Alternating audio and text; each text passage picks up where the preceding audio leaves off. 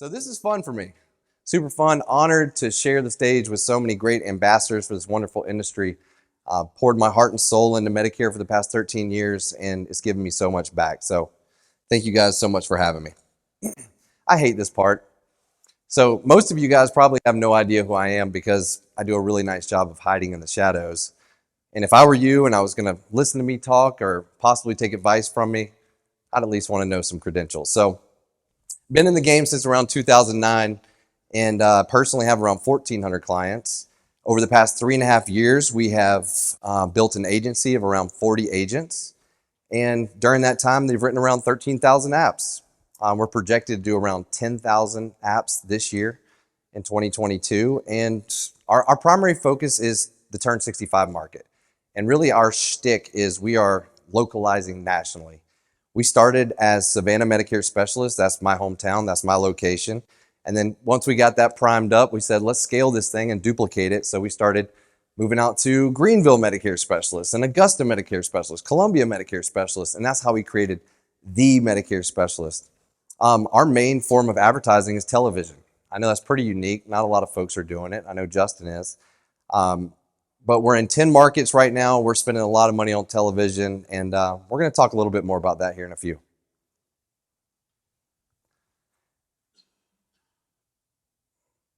I think we skipped too many there.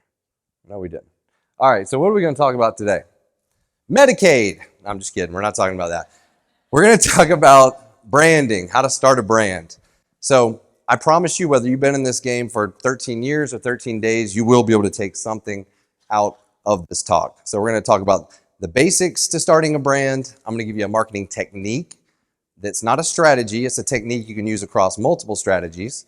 Then I'm going to give you a sales tip that it goes against the grain. Some of you guys might not agree with it, but it will definitely help if you implement it. And then also, it might help you with your love life. Stay tuned to that. So I love this quote by one of the Shark Tank guys, Robert, I'm not going to say his last name, Herjavec. Don't start a business, find a problem, solve a problem, the business comes second. To me, branding is business. Creating a business is creating a brand. They go hand in hand. And the way I interpret this quote is, if you start a business that solves a problem, that business should be successful. And newsflash, guys, we've got a pretty big problem here, right? Medicare, everybody's confused by it. Nobody knows what the heck's going on. So we've got the problem. We've got the problem solvers, you guys, me. Now we just need people to find us so that we can solve the problem. So we need that brand. We need that business so people can find us. You're going to, oh my gosh, I'm about to drop that. You're going to hear this common theme throughout this talk. So what are some keys to a strong brand? Listen, you want to differentiate yourself.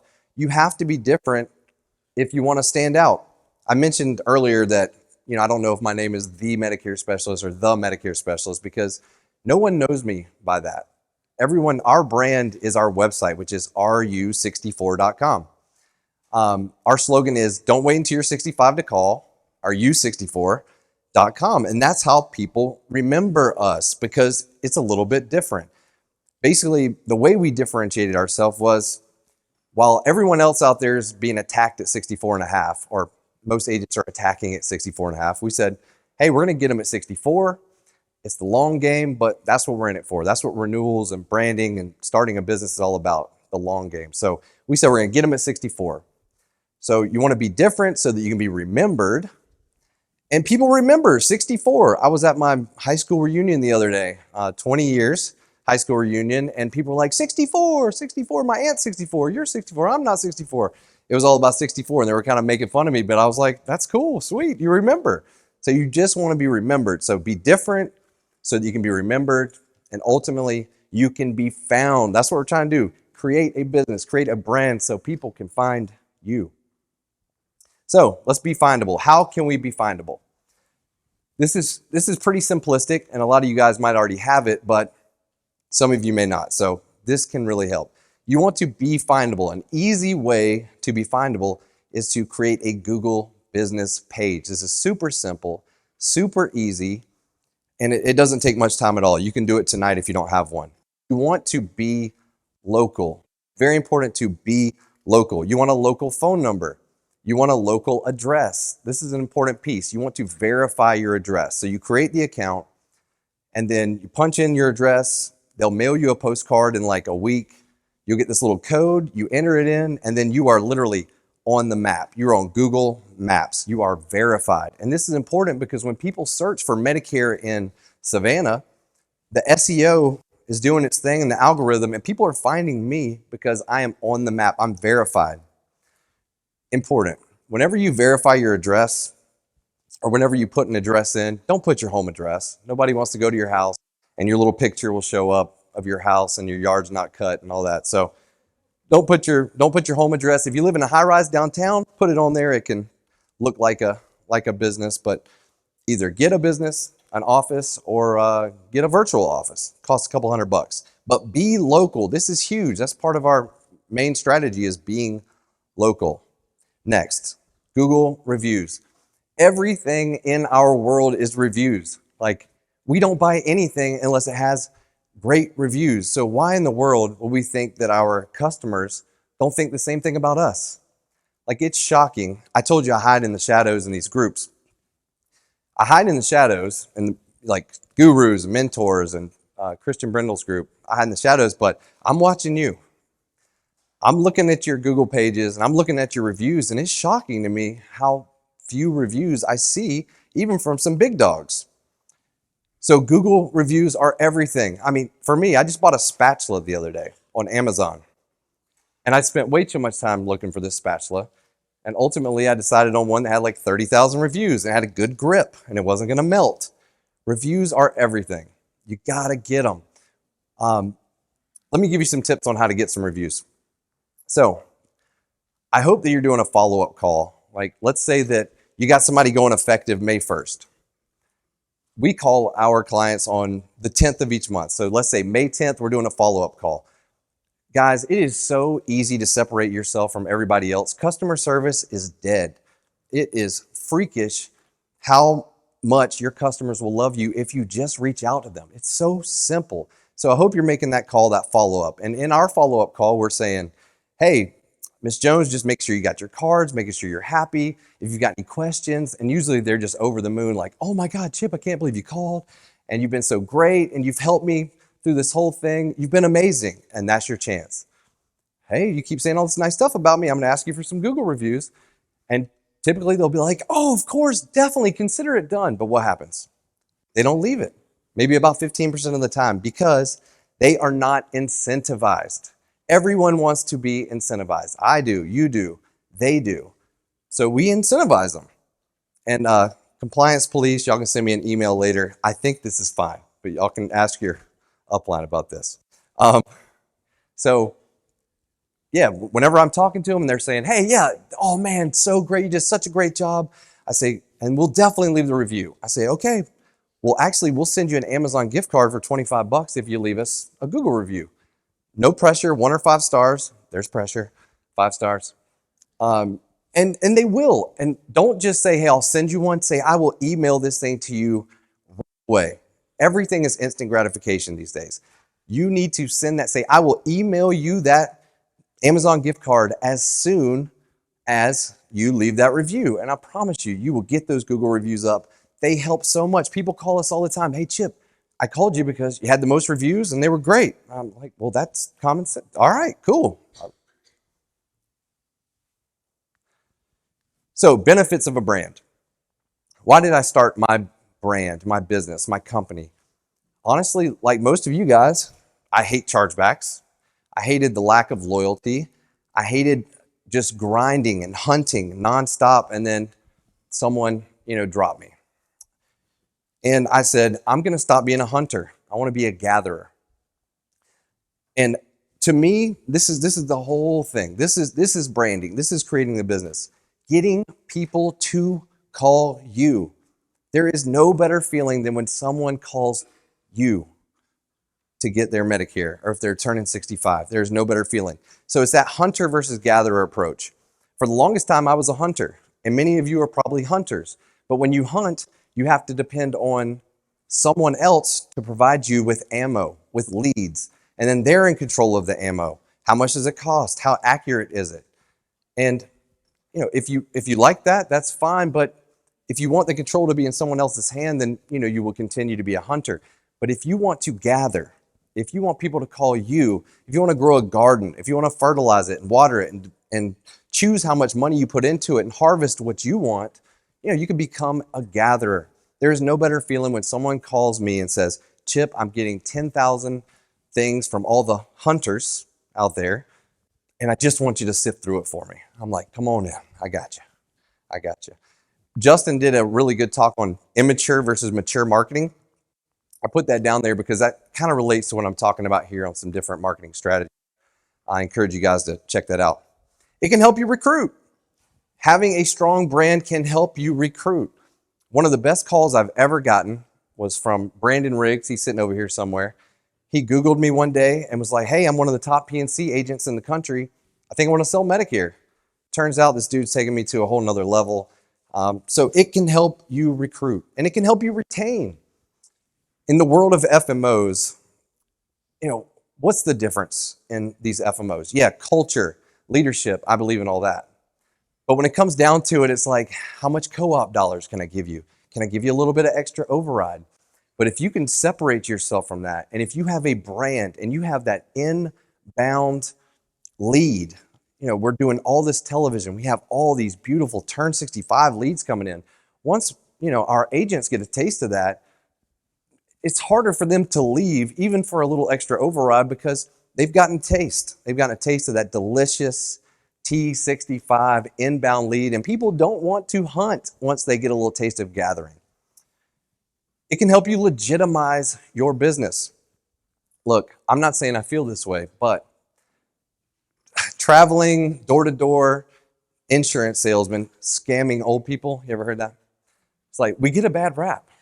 You get kind of a bad rap. And for the longest time when I got out of college, my friends were all lawyers and financial advisors and physical therapists. And I was a little bit ashamed to say, I'm out there knocking on doors, scamming old people, as they would say. And so creating this business, now I'm proud. I have a business that I am proud. When I did that 20-year reunion, I was proud to tell them, I have a company, I've got a business that's doing really well. So it can help legitimize. It's fun. It is fun to brand. It is so much fun. I put it on everything. I put on hats, koozies, t-shirts. I literally have on my license plate, RU64. I swear to God. I literally have RU64 on there, and I'm kind of regretting it because I had to tone down my road rage a little bit. Because people, I got an email from a lady one time that was like, hey, whoever's driving that RU64 mobile. I was like, RU64 mobile? That sounds cool. And she was like, whoever's driving that thing, they cut me off and blah, blah, blah. I wrote her back. I was like, I'll find out who that agent is and we'll have a talk. I was like, that's me. Put it everywhere. Let me give you a couple of sneaky tips where to put your logo or your brand. Golf balls. I am really good at losing them, and the senior market's really good at finding them. Put them on some golf balls. Even sneakier if you're a golfer, golf tees. I put my logo on golf tees. Every time I walk up to a tee box, I reach my hand in my pocket, I grab about 15 of them, and I feed the chickens with them. I'm feeding the chickens. Tees all over the tee box. Put it everywhere. So now that we have created a brand, we need to believe in that brand. And when I say believe, I mean you got to spend some money. That's when you believe, when you will spend money on marketing or advertising. I talk to folks all the time that own businesses, and I'm like, do you believe in your business? I'm like, oh yeah, I believe. I'm like, how much money do you spend on advertising? They're like, oh, we're kind of word of mouth. I'm like, you don't believe. You don't believe. You have to believe. You have to spend money. We do a ton of television advertising, and my upline over here, Shanna, is cringing a little bit, probably because we spend a ton, and she helps us out a lot, but she believes. She believes, and it's the long play for television. But we're in this thing for the long play. We might as well play long. We're in it for the renewals, building the brand. So there's a term, this marketing technique that you can use across multiple strategies that I want to talk about. It's called frequency. And I learned this through doing television advertising. Let me tell you a quick story. So I've got a 2-year-old named Luca, and he has an extremely limited vocabulary. Every morning, he's like my little human alarm clock. He wakes me up at 5:30 a.m. and he says the same thing every single day. The first words out of his mouth are French toast. French toast, okay? French toast is the first words out of his mouth every single day. And I'm pretty sure he doesn't know what French toast is. I think that he thinks it means I'm hungry or breakfast. But either way, as I walk to the kitchen, like, what the hell am I going to cook this kid every single morning? Let me tell you, the boy gets a lot of French toast, okay? Because that frequency is in my head every day. French toast, French toast. And that's what I'm getting at. Frequency. When we're advertising, this is the one time that I'm a quality guy. I like quality over quantity 100 out of 100 times. Well, maybe 99 out of 100, because this is the one time when you have frequency that you need more quantity over quality. And let me try to explain it in television terms. Because again, we do a lot of television advertising. Let's say you have a $4,000 budget for TV. And Justin, I don't know if he's in here, tried to steal my thunder this morning. They were talking about nuggets. Everybody takes a nugget away. Well, I know what Justin's is. It's frequency. Look through my slides. I got that frequency talk, but no. Yeah, he's exactly right about it if y'all saw him this morning. Say you have a $4,000 budget. We don't want to put it across 30 days, the whole month, okay? We want to build frequency. We need people to see us more in a small amount of time. So instead of running that across 4 weeks or 1 month, let's cram it down to 2 weeks. We're going to run that commercial during 2 weeks. That way people are seeing us more within those 2 weeks. Let's take it a step further. Let's go from 7 days a week. Let's only run it during 3 days a week. We're getting more frequency. Instead of running it in every program all day long, let's pick one program or two. That's like Justin was saying this morning. Wheel of Fortune and the 6 p.m. news is really good for him. And it's similar for us. But noon news or morning shows, regardless, you just want to pick one or maybe two programs and you just cram that commercial down their throat in that program. And people that watch that show, just like Wheel of Fortune, they think you're on all day long. They think you're the man. You're always on. Let's take it a step further. So there's something called, so typically they sell 30-second spots, right? Well, you can actually buy what's called bookends. You can buy 2 15-second spots for the price of a 30, and you will have 2 15s in that same commercial break. So you'll have the first 15 going in and the last 15 going out. That's your message twice, your website twice, everything twice. It's just more frequency. And that's what people need to remember. They hear, they hear, don't wait until you're 65 to call. Are-you64.com? They hear that over and over and over. And people call me and say, Chip, I'm 64, have no idea why I'm calling you, but I just know I need to. I'm like, hell yeah, let's do it. I was watching a movie with my wife, and we got trapped in this movie, and this commercial popped up. It was extremely low budget. It was about trinkets and treasures, and sell your trinkets and find a treasure. And I was like, this is awful. This is so bad. Next commercial break. Trinkets and treasures. I was like, these people are going bankrupt. I don't know why they're spending money on this thing. Who the hell's buying trinkets and treasures, right? So we keep watching this movie, and this thing played 5, 6, 7 times. About the 8th time, I was like, honey, I think some trinkets will look lovely right underneath the television right here. Like, frequency will get you. It will get you. You can use this across multiple strategies. Billboards. You don't want to go buy a $10,000 billboard on the highway. Go buy 10 $1,000 billboards in a neighborhood. So anybody who lives in that neighborhood sees you constantly. They're like, okay, this is the person I got to talk to. And then the next quarter, move it to another neighborhood. Same thing. It's more quantity than quality when it comes to frequency. Direct mail. You can use all kind of parallels here, but drop every week. Work every day. This works on a lot of different marketing strategies, but frequency is important. All right, so sales tip. Sales to me, sales is psychological. It is so psychological. And this sales tip goes against the grain, I promise. It will. And some of you will not agree with it. But sales is psychological, and so is dating. So is dating. And so I'm writing a book called Date the Sale. It's the art of the slow play. Let me just ask a question. Anybody ever hooked up on the first date?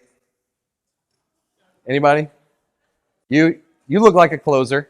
You probably didn't marry that chick, did you? Nope. Probably didn't marry that chick. Stop trying to hook up on the first date so we can marry these people.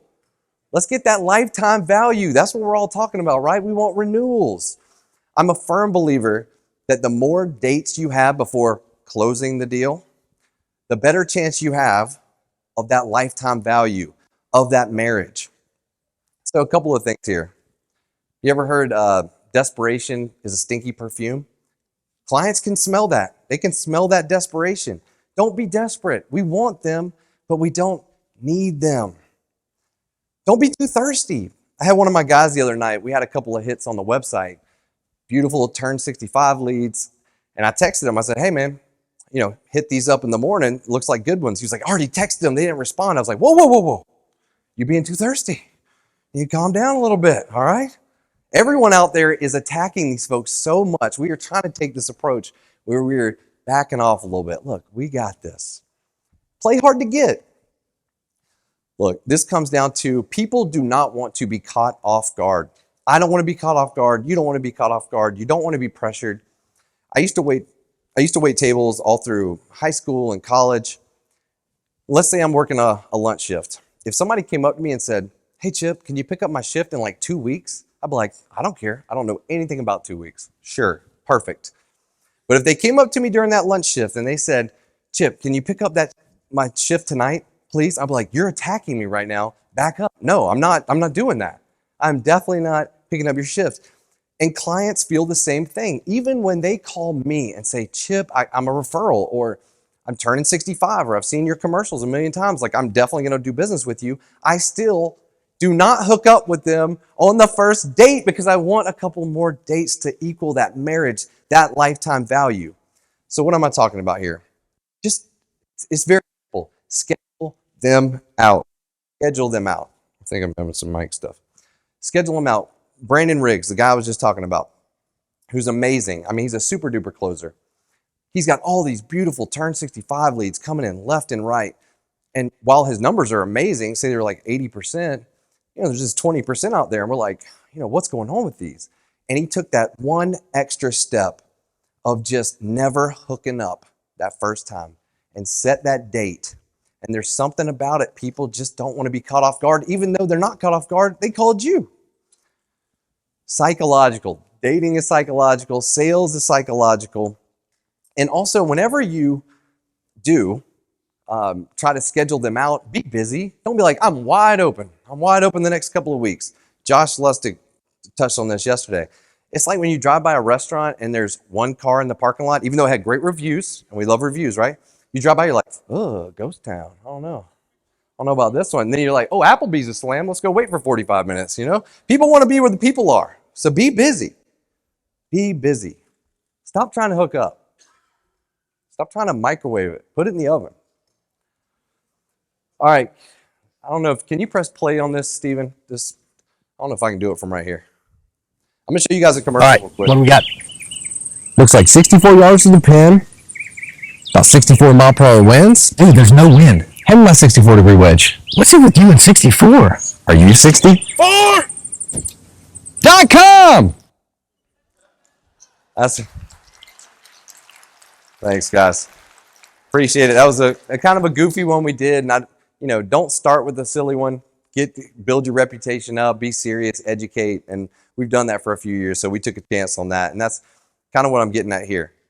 Look, branding and building a business can be so much fun. Don't be scared to take a chance, step outside your comfort zone, take a risk, and just go for it. Just go for it. Thanks, guys. That's my time. I appreciate you.